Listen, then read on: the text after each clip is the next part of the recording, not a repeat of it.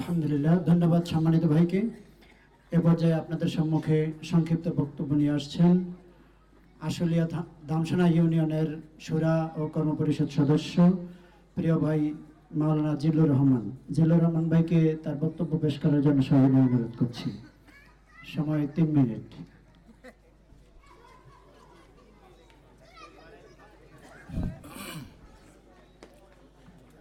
আসসালামু আলাইকুম ওয়া রাহমাতুল্লাহি ওয়া বারাকাতুহু।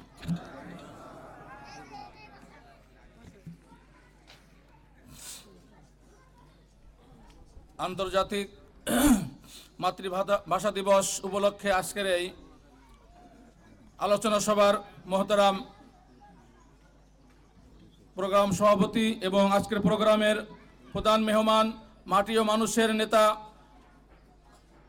সাভার 19 আসনের বাংলাদেশ জামাত ইসলামী কর্তৃক মনোনীত এমপি প্রার্থী আমাদের সকলের প্রিয় হাসান মাহবুব মাস্টার ভাই সহ এবং আমাদের আরও প্রিয় অ্যাডভোকেট শহীদুল ইসলাম ভাই সহ সকল দায়িত্বশীল এবং আমার প্রিয় ভাইয়েরা, 21শে ফেব্রুয়ারি আন্তর্জাতিক মাতৃভাষা দিবস। একমাত্রই আমরা দুর্ভাগ্য জাতি যারা নিজেদের ভাষায় কথা বলার জন্য, রাষ্ট্রীয়ভাবে নিজেদের ভাষা ব্যবহার করার জন্য যুদ্ধ করতে হয়েছিল। তৎকালীন 1947 সালে পূর্ব বাংলার শিক্ষামন্ত্রী, মুখ্যমন্ত্রী, উনি আমাদের উপর একটা জিনিস বেলেম চাপিয়ে দিয়েছিলেন।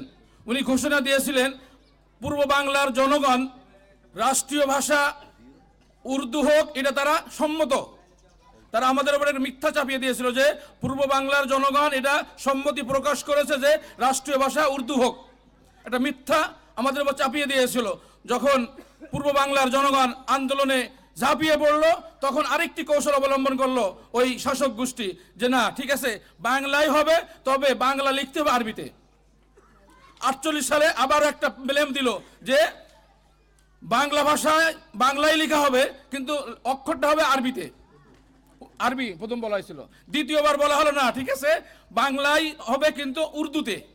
এগুলো কারা করেছিল বলেন তো? পাকিস্তানের শাসক গোষ্ঠী, ঠিক আছে, যারা নেতৃত্ব দিয়েছিল তারাই এইগুলো আমাদের উপর চাপিয়ে দিয়েছিল। এই জন্য এটা দ্বারা আমি এটা বলতে চাই, একটা প্রবাদ আছে, তুমি সমাজের কল্যাণে, রাষ্ট্রের কল্যাণে তুমি নেতৃত্ব গ্রহণ করো। যদি তুমি নেতৃত্ব গ্রহণ না করো তাহলে তুমি প্রস্তুত থাকো তোমার চাইতে অযোগ্য লোক দিয়ে তুমি শাসিত হবে।